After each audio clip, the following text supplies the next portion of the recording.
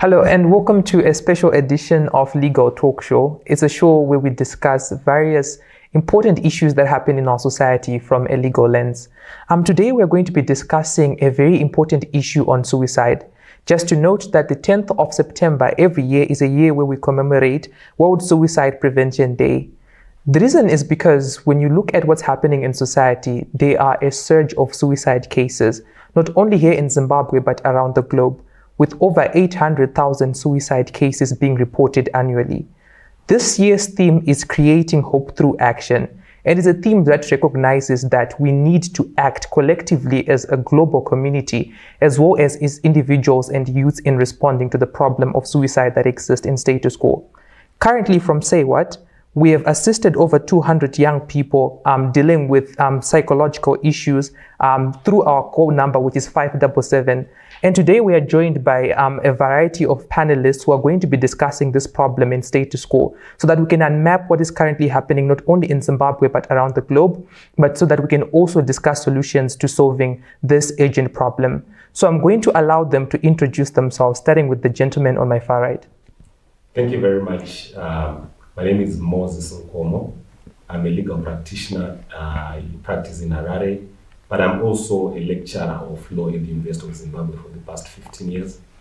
I'm also a youth advisor in the Evangelical Lutheran Church for as far back as I can remember.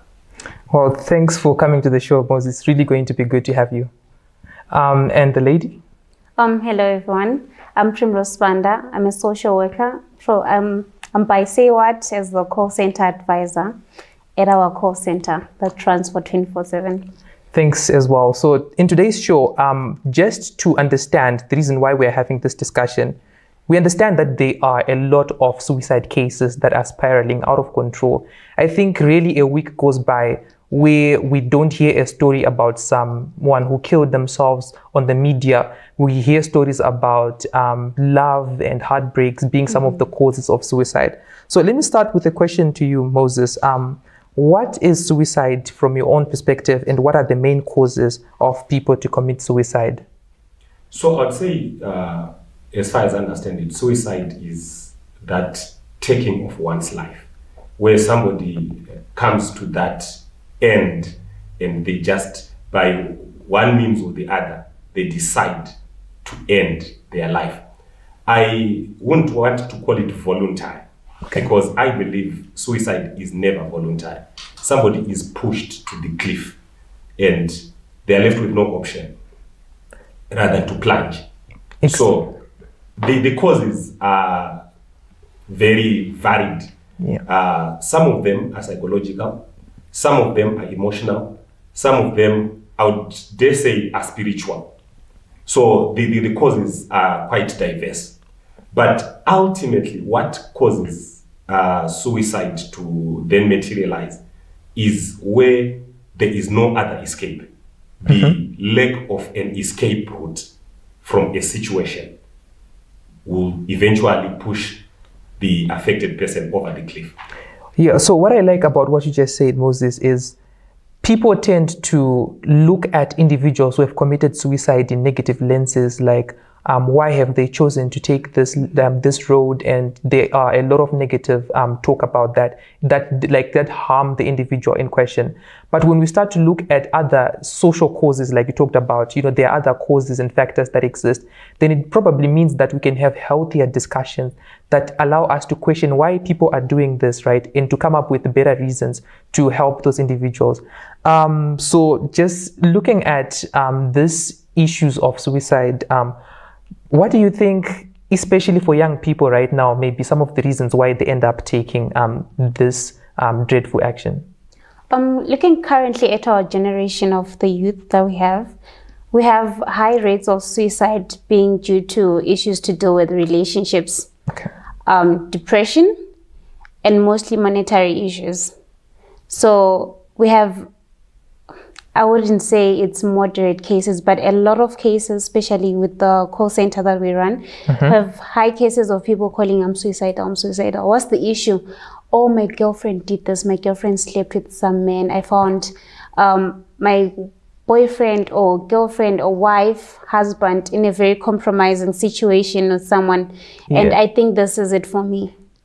And then we have people that talk about issues to do with, I don't know what's going on. I'm just depressed. I feel like the end is it for me. There is no escape for them.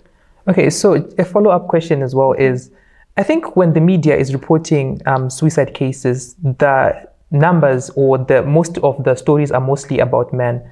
I want to ask from your experience from the call center, is it something that I think women also report on? And why do you think men are more likely to do that, to commit suicide than women in status quo?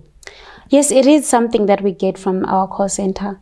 However, you are right. It's mostly men that we see on social media. With women, I think it's because we have been raised in in surroundings where we have girl chats, we have people to talk to, we have small little groups to get advice on, we have anyone and everyone to ask. With men, it's like that society expectations that be strong, just man it up. People barely talk about it. Men barely want to be expressive of how they feel, what's going on, and they feel like this is so embarrassing, I can't tell anyone. Or they don't have those strong bonds with anyone to share their problems. And boys don't usually form those little cliques where you guys can talk about your problems or how my relationship is going. It's more like, let's drink, just swallow it up, it goes. And it never does, because this is suicide. Those thoughts, they actually, it's like cancer. They keep growing and growing and growing if not taken care of. So it's those little aspects that we have in society where we don't give room for men to talk, and we're not listening enough, and they're not opening enough. It's a 50-50 case. And a question for you, Mr. Moses, is looking at suicide, I think we mostly examine it from a social lens in status quo. My question to you is, do you think suicide can also be a policy issue or a legislative issue? Do you think this is something that can also be responded to using policies or legally speaking? And are there any failures in status quo in Zimbabwe and probably any other country in the world in doing so? Yes, I would say to a large extent, it would be a policy issue. Okay. Where we need to have a proactive policy framework that anticipates the problems that she highlighted. A policy framework that creates spaces for not only young people, for society, members of society, to come forward and really express how they're feeling. We need to destigmatize suicide. Because right now it's surrounded by so much stigma. I've heard people say suicide is the path of a loser and so forth and so on. Those stigmatizing statements. So we need to create a social space, and that can be done through policy. I think the Department of Social Welfare, it should be one of their mandates to create safety nets where they're not only responding to humanitarian needs, but they're also responding to psychosocial needs. The psychosocial aspect has not been taken care of in terms of our policy framework. So I think there's scope for looking into the psychosocial framework under the premise of the Department of Social Welfare or any other setups that government can come up with. Okay, so an argument that people who sort of defend the stigmatization of suicide is that they probably look at it in the lens that at a point where we just talk about suicide openly, there could be a problem where you sort of encourage that behavior or you normalize that. Do you believe that that is not necessarily true? And in what ways do you think that destigmatization is the best way to go? Well, my thinking is this. The moment we hide things, we pretend that these things are not happening. When the statistics that you mentioned at the start of the show clearly show that this is a growing problem. So we need to come to terms with the reality and say, you know what, this is a problem. We need to confront it. We need to put in place mechanisms. I believe proper education will actually reduce suicide. Because, like I said earlier on, what causes people to commit suicide is there is no other channel other than to plunge to their death by whatever means. If we talk about it and say it's normal to have suicidal thoughts, I believe, I would say everybody at some point, they entertained that fleeting thought to say, life is meaningless. It's normal. But the moment we say it's not normal to think that life is not worth it, then we are pretending. So if we create then that platform to say it's perfectly in order to have thoughts about ending your life, but how do you deal with those thoughts when they happen? I think we'll then be moving in the right direction. Those are my thoughts. Yeah, those are very interesting and compelling thoughts. So we'll continue this discussion soon after the break. Stay tuned. Welcome back to today's episode of Legal Talks, where we are talking about suicide, a challenge that I think is so profound in today's society.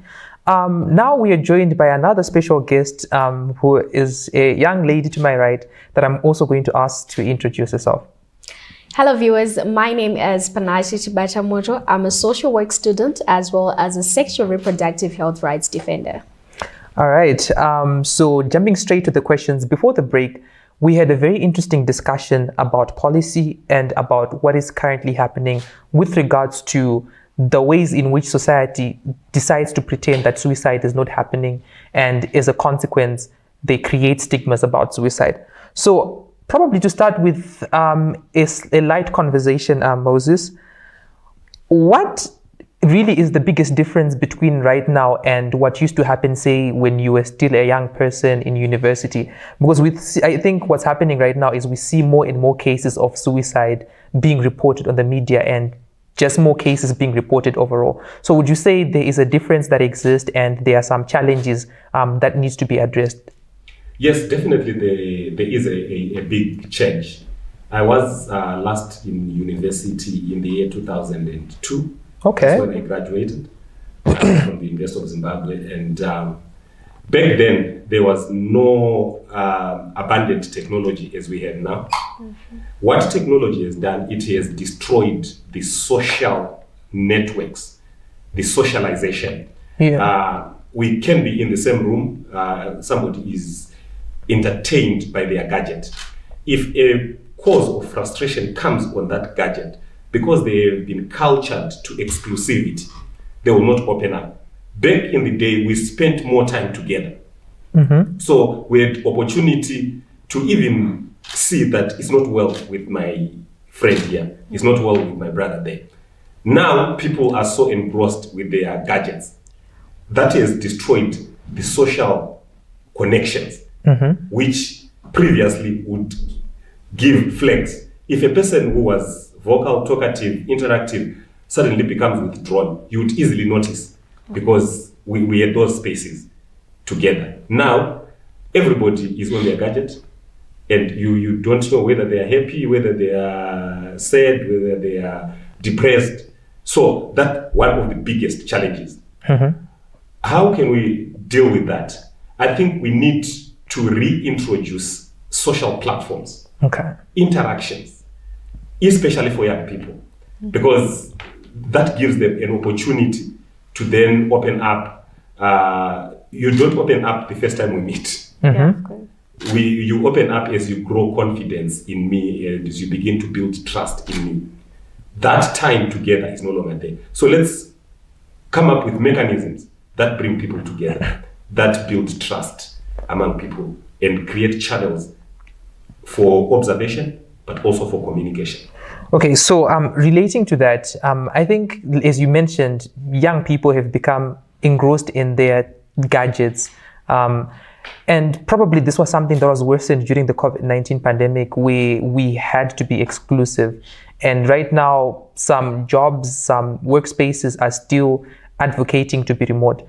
So this question now is for you, Pana. How do you relate with that as a young person? Would you say there is this culture of isolation and loneliness that is happening in status quo? And is that actually a problem for you and other young people? All right. COVID-19 came with a lot of pros and a lot of cons to say. And one of the greatest risks that we had as young people is the issue that we were not mobile. Let's say, for instance, that you have a situation that you need to be attended on. Let's talk about, I'm a sexual reproductive health rights defender.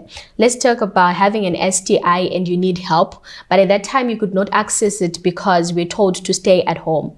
And right, because of that, someone can get depression. Someone can start thinking, what is going to happen? Because now I have an STI and I cannot get help.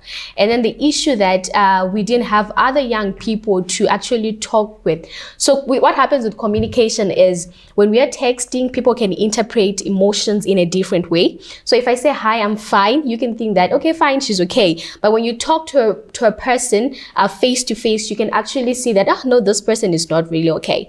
So COVID-19 came with a lot of distractions in terms of mental health and in terms of knowing what someone else is feeling. You understand? Yeah, but also just following back on that question, again, yeah, it's been said that as young people, you are more you are more intertwined with your tech gadgets. Do you think there's also a space for responding to mental health challenges using the media? Because obviously, say what you used 577 to counsel individuals. Yes, technology has not only done that, but also there's some good things about technology.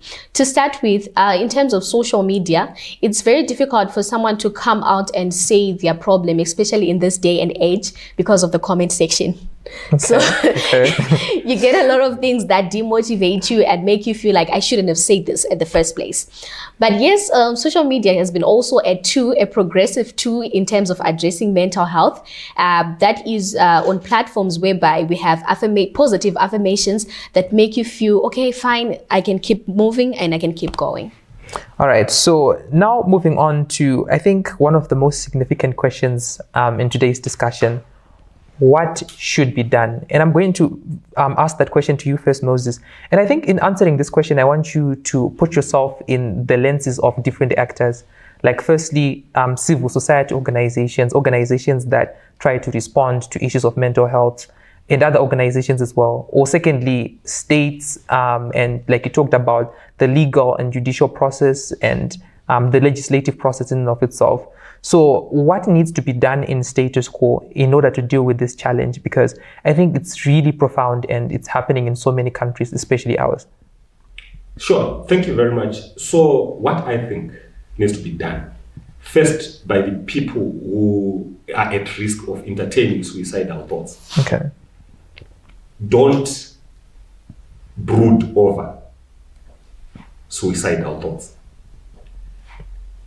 You get a thought, delete it. Okay. How do you delete it? Switch on to something positive. Where you have 100 reasons to die, find that one reason to live. Okay. Switch your mentality. There's this philosophy that says it starts as a thought. If you brood on it enough, it hatches. It starts as a thought. If you brood on it enough, it becomes an idea. Okay. And an idea evolves into an action. And an action becomes a habit. Okay. And a habit defines character. And character defines destiny. So this fleeting thought happens. My life is meaningless. You entertain it. It metamorphoses into an idea. It gains strength. It gains strength. You entertain it further. You begin. That's why people say, I am suicidal. That's a characterization. You become suicidal. And eventually it leads to consequences. So the other way to deal with that is to open up. If you're feeling overwhelmed, just speak to the next person. We'll maybe refer to this when we discuss what at policy level can be done. Yeah. The other thing that the next step for me is, let's look at what civil society can do. Okay. Congratulations to say what for this conversation. This is one of those things that are necessary. Let's speak about the problem. Let's break the silence. One of the biggest enemies that we have had to deal with is the mystification of suicide. Let's talk about it. It's a real problem.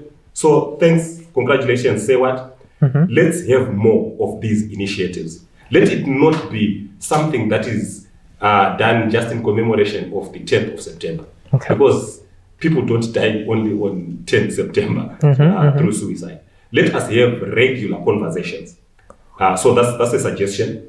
Regular conversations. If it means monthly or bi-monthly or twice a year, but let it not be done only in commemoration of World Suicide Day. Okay. The other thing, for policymakers, I think we need to have a multi-sector approach where we are saying suicide affects people in different spaces. There are people that are in primary school. We have had cases of primary school children committing suicide. What can be done at a policy level in the education space to address the issue of suicide? What can be done to tertiary institutions? What can be done in the workplace? Because some of these suicide cases among adults, they relate to things that happen at work. If a woman feels harassed by their boss at work and they have no one to speak to, they may end up entertaining those suicidal thoughts and eventually they may die. So we need a multi-sector approach. What I'm saying is education sector, we need a policy framework. The labor sector, we need a policy framework. The health sector, there are people that commit suicide because of health conditions.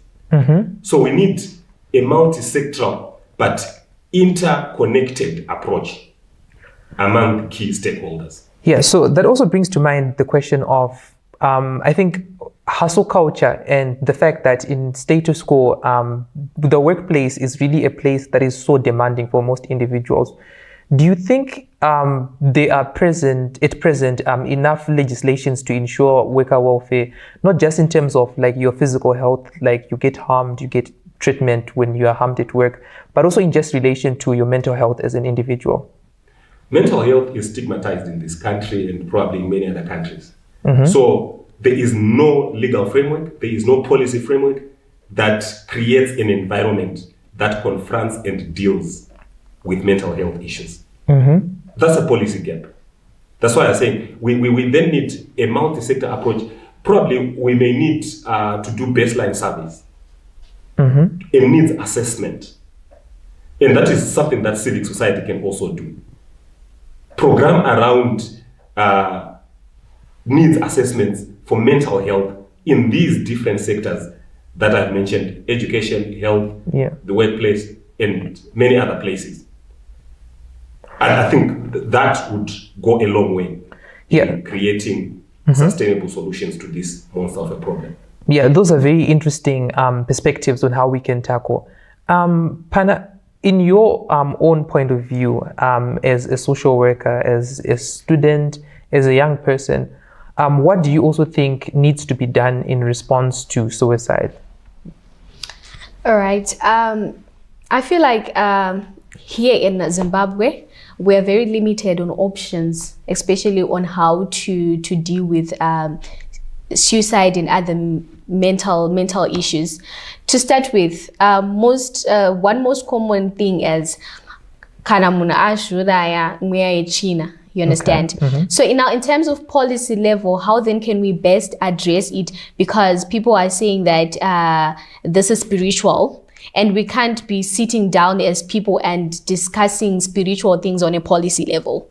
So I feel like it is important to have engagement with different stakeholders and different policymakers on how best we can tackle this issue on mental health.